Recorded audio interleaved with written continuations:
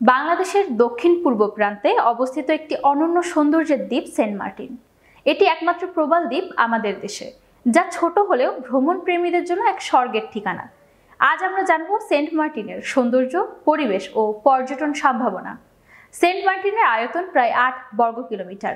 এর বিশেষত্ব হলো সমুদ্রের নীল জল, সাদা রঙের বালু এবং চারপাশের প্রবাল পাথর।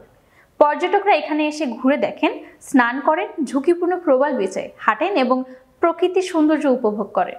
দ্বীপটির জীবনযাপন মূলত মৎস্যজীবীদের উপর নির্ভরশীল।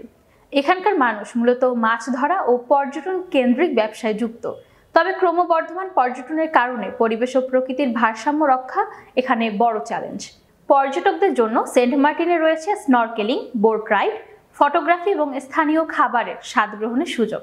তবে বিশেষজ্ঞরা সতর্ক করেছেন, প্রবাল এবং প্রকৃতির পরিবেশকে ক্ষতিগ্রস্ত না করার জন্য সচেতন থাকা আবশ্যক। সেন্ট মার্টিন শুধু বাংলাদেশের নয়, পুরো উপকূলীয় অঞ্চলের একটি অনন্য রত্ন।